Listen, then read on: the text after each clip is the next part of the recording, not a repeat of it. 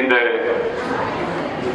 76வது இந்திய குடியரசு தின விழாவினுடைய நிகழ்ச்சியின் தலைமை பொறுப்பேற்றிருக்கக்கூடிய திரு ஃபயாஸ் பாஷா அவர்களே, பள்ளியினுடைய தலைமை ஆசிரியர் திரு சி பாலசுந்தரம் அவர்களே, ரோட்டரி மாவட்டம் 32-31 மாவட்ட செயலாளர் PTL சங்கர் அவர்களே, வாழ்த்துறை வழங்க வந்திருக்கக்கூடிய திரு சுப்பிரமணியம் தலைமை ஆசிரியர் ஓய்வு அவர்களே, திரு அஜ்மீர் பாஷா அவர்களே, திரு ஃபயாஸ் பாஷா அவர்களே, திரு லட்சுமி அவர்களே, இந்த நிகழ்ச்சியின் நன்றி உரையாற்ற இருக்கின்ற திருமதி ஷகாவத் அவர்களே மற்றும் இந்த பள்ளியினுடைய ஆசிரியர் பெருமக்களே, இந்த இந்திய திருநாட்டினுடைய எதிர்காலமாக இருக்கக்கூடிய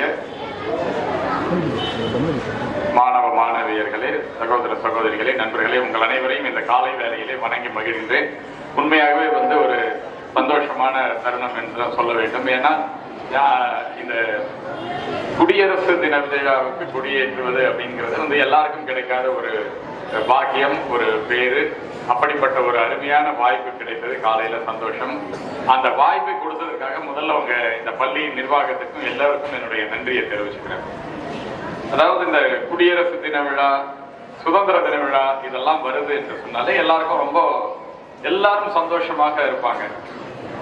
அந்த சந்தோஷத்துக்கு காரணம் என்ன அப்படின்னு பாத்தீங்கன்னா நிறைய விஷயம் இருக்கும். நாங்கள் எல்லாம் சின்ன பிள்ளைகள் அவங்கள மாதிரி இருக்கும் பொழுதெல்லாம் அப்பெல்லாம் நிறைய வசதி வாய்ப்புகள் கிடையாது. நாங்களாம் ரொம்ப சந்தோஷமா இருப்போம். ஏன்னா சுதந்திர தின விழாவோ குடியரசு தின விழாவோ வந்தா அப்ப கொடியேற்றுவாங்க, தெருக்கள் எல்லாம் கொடியேற்றுவாங்க, ஊர்வலம் வருவாங்க, கொடியேற்றுவாங்க. கொடியேற்றின உடனே இந்த சாக்லேட் கொடுப்பாங்க.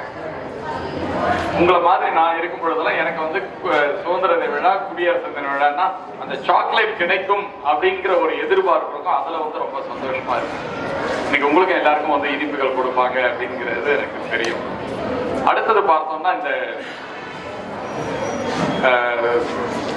நிறைய பேருக்கு ஒரு சந்தோஷம், அரசு ஊழியர்கள் எல்லாம் ரொம்ப சந்தோஷமா இருப்பாங்க. என்ன காரணம்னா அவங்களுடைய சந்தோஷம் எதுல இருக்கும்னு பாத்தீங்கன்னா, இந்த மாதிரி விழாக்கள் வரும் பொழுது அவங்களுக்கு ஒரு நாள் லீவு கிடைக்கும். ஸோ அவங்களுக்கு சுதந்திர தின விழாவும் குடியரசு தின விழாவும் லீவு கிடைக்கிறதால, ஹாலிடே கிடைக்கிறதால ஒரு சந்தோஷம் இருக்கும். அதே போல அரசியல் சார்ந்த பிரமுகர்களுக்கு எல்லாம் ஒரு சந்தோஷம் என்னன்னா, அன்னைக்கு இந்த மாதிரி ஒரு நிகழ்ச்சிகள்ல போயிட்டு தலைமை தாங்கி கொடியேற்றி வைக்கக்கூடிய ஒரு வாய்ப்பு கிடைக்கும். அதனால அவங்களும் ரொம்ப சந்தோஷமா இருப்பாங்க. அடுத்தது பத்திரிகை துறையில இருக்கிறவங்க எல்லாம் பாத்தீங்கன்னா, இந்த சுதந்திர தின விழாவும் குடியரசு தின விழாவும் வந்தா பத்திரிகைகள்ல நிறைய விளம்பரங்கள் வாங்கி அதன் மூலமாக அவர்களுடைய வருவாய் அதிகரிக்கும் அப்படிங்கிற ஒரு காரணத்தால அவங்களும் ரொம்ப சந்தோஷமா இருப்பாங்க. இந்த தொலைக்காட்சிகள்லாம் இருக்கு இல்லையா, இந்த தொலைக்காட்சிகள்லாம் பாத்தீங்கன்னா அவங்களும் ரொம்ப சந்தோஷமா இருப்பாங்க. Channel, TV channel. என்ன காரணம்னா அந்த ஒரு நாள் வந்தா இந்த பேரை சொல்லி அன்னைக்கு நிறைய சிறப்பு நிகழ்ச்சிகள்லாம் நடத்தி விளம்பரங்கள் மூலமாக வருவாய் அதிகரிக்கும் அப்படிங்கிற காரணத்தால அவங்களுக்கும் சந்தோஷம். இப்படி எல்லாரும் ஏதோ ஒரு காரணத்தால சந்தோஷமாக இருக்கக்கூடிய ஒரு கொண்டாட்டமாகத்தான் இந்த சுதந்திர தின விழாவும் குடியரசு தின விழாவும் தெரிகிறது. ஆனா இந்த சந்தோஷம் இன்னைக்கு நாமெல்லாம் இப்படி சந்தோஷமா இருக்கிறோம், எந்த கவலையும் இல்லாம இருக்கிறோம், எந்த பிரச்சனையும் இல்லாம இருக்கிறோம், ரொம்ப நிம்மதியா இருக்கிறோம், இந்த கொண்டாட்டங்களை கொண்டாடி கொண்டிருக்கிறோம் அப்படின்னு சொன்னா இதுக்கு பின்னாடி எத்தனை பேருடைய தியாகம் இருக்கிறது அப்படிங்கிறது உங்களுக்கு தெரியுமாங்கிறது தெரியல. இப்போ PTL சங்கர் அவர்கள் பேசும்போது சொன்னாரு, கிட்டத்தட்ட 200 ஆண்டுகள் வெள்ளையர்களுடைய அடிமை தலையில இருந்தோம் அப்படின்னு சொன்னாரு. பேச முடியாது, நினைச்சதை எழுத முடியாது, சாலையில நடக்க கூட முடியாது. இப்படி முழு கட்டுப்பாட்டுல எந்த ஒரு சுதந்திரமும் இல்லாத இருந்த நாம் இன்னைக்கு எந்த கவலையும் கிடையாது. ஏதாவது பிரச்சனை இருக்கா இங்க இருக்கிறவங்களுக்கு, எந்த நேரத்துல என்ன நடக்குமோ அப்படிங்கிற பிரச்சனை எல்லாம் இல்லாமல் எல்லாரும் நிம்மதியாக அமைதியாக சந்தோஷமாக இருக்கிறோம்னா இதற்கு பின்னாடி இதற்காக உயிர் விட்டவர்கள், இதற்காக தங்களுடைய வாழ்க்கையை தொலைத்தவர்கள், இதுக்காக தங்கள் சொத்தை எல்லாம் கொடுத்தவர்கள், தங்களுடைய வாழ்க்கையே கொடுத்த தியாகிகள் பல பேர் இருக்கிறாங்க. மகாத்மா காந்தி அவர்கள், திருப்பூர் குமரன் அவர்கள், வாஞ்சிநாதன் அவர்கள், மகாகவி பாரதி, இப்படி வாவு சிதம்பரம் பிள்ளை, நீங்க எல்லாம் படிச்சிருப்பீங்க. அவங்க எல்லாம் தங்களுடைய வாழ்க்கையை கொடுத்த காரணத்தினால்தான், செய்த தியாகத்தின் காரணத்தால்தான் நாம் இன்னைக்கு சந்தோஷமா இருக்கோம். அது அந்த காலத்துல சுதந்திரம் வாங்கி கொடுத்துட்டாங்க. சுதந்திரம் வாங்கி கொடுத்தாங்க. அதற்கப்புறம் நம்மை நாமே ஆளலாம் என்று சட்டத்தை இயற்றி சட்டம் அமலான தினம் என்று.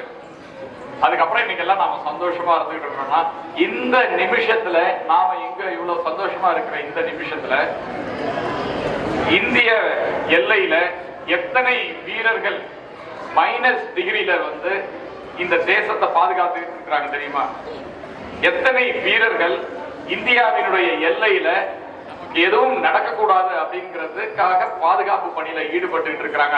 ஆள் நடமாட்டமே இல்லாத பனி சிகரத்துல ஏன் என்று கேட்பதற்கே ஆள் இல்லாத சூழல்ல, எப்படி இருக்கீங்கன்னு விசாரிக்க கூட ஆள் இல்லாத சூழல்ல, மைனஸ் டிகிரி பனிப்பொழிவுல, வெயில் மழை பனி இப்படி எல்லாத்தையும் தாங்கிக்கிட்டு எத்தனை ஆயிரம் வீரர்கள் இந்த தேசத்தினுடைய எல்லையில நமக்காக பாதுகாப்பு பணியில இருக்கிறாங்க அப்படிங்கிறது தெரியுங்களா? அதை யோசனை பண்ணி பாத்தீங்கன்னா இந்த சுதந்திரத்தினுடைய மதிப்பு தெரியும், இந்த குடியரசினுடைய மதிப்பு தெரியும். ஆகவே இன்னைக்கு நாமெல்லாம் சந்தோஷமா இருக்கிறோம், ரொம்ப சந்தோஷம். அதே சமயம் இந்த சந்தோஷத்தோட, இந்த கொண்டாட்டத்தோட நீங்கள் எல்லாம் இன்னைக்கு செய்ய வேண்டிய ஒரு விஷயம், இந்த தேசத்தினுடைய வரலாறு என்ன, எத்தனை பேர் நமக்காக கஷ்டப்பட்டு உயிரை கொடுத்திருக்கிறாங்க, தியாகம் பண்ணி இருக்கிறாங்க, எத்தனை ஆயிரம் வீரர்கள் நமக்காக பாதுகாப்பு பணியில இருக்கிறாங்கிறத கொஞ்சம் படிச்சு தெரிஞ்சு பார்த்துக்கோங்க. அது மட்டும் கிடையாது, இன்னைக்கு நீங்க எல்லாம் படித்து நாளைக்கு பெரிய ஆட்களாக ஆனதுக்கு அப்புறம் இன்னைக்கு வெளிநாட்டு மோகம் அப்படிங்கிறது இருக்கு. நான் இந்த தேசத்திற்காக என்ன செய்ய போறேன் அப்படிங்கிற கேள்வி உங்களுக்கு எல்லாருக்குமே இருக்கும். நான் என்ன செய்ய முடியும், நான் பெருசா என்ன பண்ண முடியுங்கிற கேள்வி உங்களுக்கு இருக்கும். நீங்கள் செய்யக்கூடிய ஒரு விஷயம் ஒண்ணு இருக்கு. அந்த ஒரு விஷயத்தை செய்யலாம்னு முடிவு பண்ணக்கூடியது நீங்க தான். நீங்க ஏதாவது இந்த நாட்டிற்கு செய்ய வேண்டும் என்று நினைத்தால், நீங்க படிச்சு பெரிய ஆளாகி பட்டம் வாங்கி ஒரு உயர்ந்த நிலைக்கு போகும் பொழுது எல்லாரும் இன்னைக்கு வெளிநாட்டுல போய் அமெரிக்கால போய் செட்டில் ஆயிடலாம், லண்டன்ல போய் செட்டில் ஆயிடலாம், யூகே போயிடலாம், இப்படி ஒரு எண்ணம் இருந்துட்டு இருக்குது. அந்த அந்நிய மோகத்தை விட்டு இந்த நாட்டுல என்னுடைய திறமை, என்னுடைய ஆற்றல், என்னுடைய ஆளுமை எல்லாம் இந்த தேசத்திற்கு தான் பயன்படும் உங்களுக்குள்ள ஒரு உறுதிமொழி எடுத்துக்கோங்க. இங்க பகுதியில, இந்த திருவண்ணாமலையில இருக்கக்கூடிய மக்களுக்கு, நீங்க இருக்கக்கூடிய இந்த பகுதியில் இருக்கிற மக்களுக்கு உங்களால் ஏதாவது செய்ய முடியும் என்று நீங்கள் ஒரு முடிவெடுத்தால், அதுதான் இந்த தேசத்திற்கு நீங்கள் செய்யக்கூடிய ஒரு உண்மையான ஒரு வணக்கமாக இருக்கும்.